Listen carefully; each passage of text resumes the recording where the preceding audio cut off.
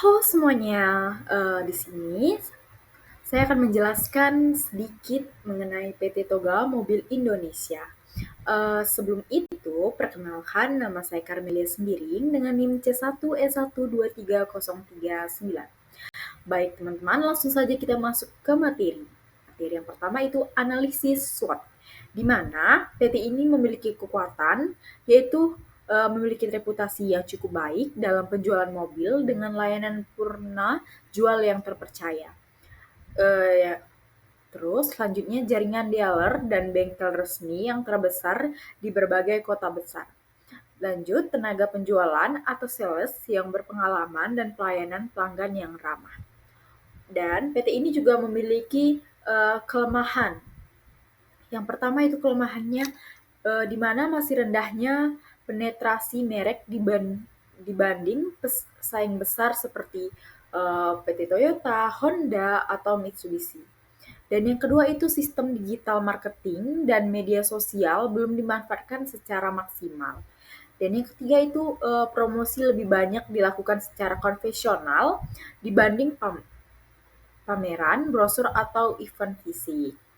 Oke, lanjut itu di mana peluang dalam PT ini.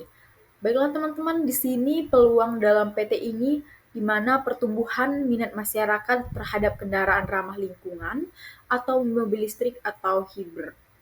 Dan yang lanjut, peningkatan daya beli masyarakat kelas menengah di Indonesia. Selanjutnya potensi besar dari penjualan secara online atau marketplace otomatis dan media sosial. Dan selanjutnya itu ada ancaman dari PT ini teman-teman, di mana yang pertama itu persaingan ketat dari merek besar dengan promosi agresif, dan yang kedua itu ketergantungan terhadap impor suka cadangan yang bisa terpengaruh nilai tukar rupiah. Dan yang ketiga itu perubahan tren pasar yang cepat, terutama menuju mobil listrik. Oke. Next, teman-teman, di sini ada strategi meningkatkan penjualan dan perbaikan perusahaan, di mana strategi peningkatan penjualannya itu yang pertama, di sini ada diverifikasi produk, di mana diverifikasi produk ini meluncurkan varian mobil listrik dan mobil dengan harga terjangkau untuk menjangkau pasar yang lebih luas.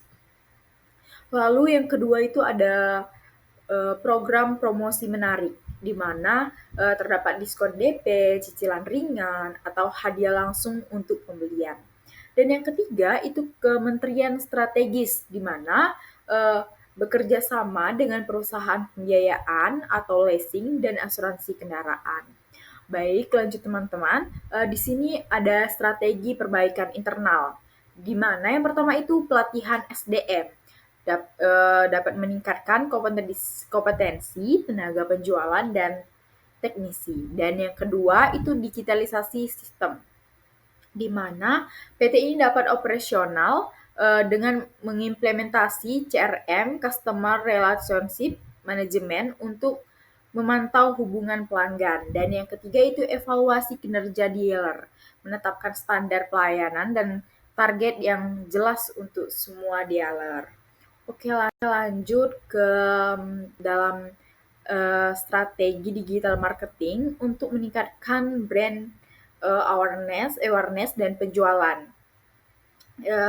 Yang pertama itu di mana optimasi media sosial, di mana aktivitas platform seperti Instagram, TikTok, YouTube, dan Facebook dengan konten visual seperti video review mobil, tips otomatis, Beneath the Scan.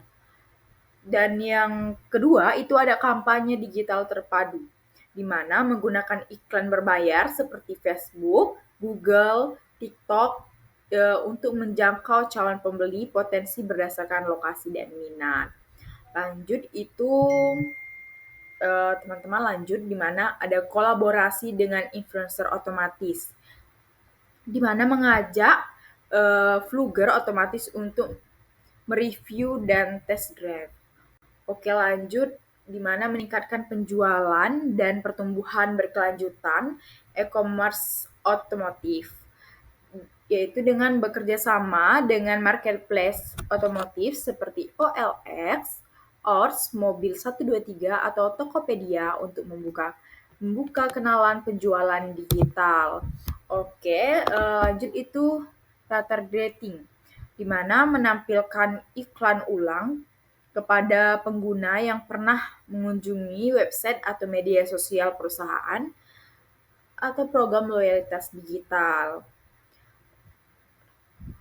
Dan yang ketiga itu poin refund bagi pelanggan setia yang dapat ditukar dengan service gratis atau voucher pembelian. Baik teman-teman, sedikit ini penjelasan saya tentang PT Mobil Indonesia. Terima kasih.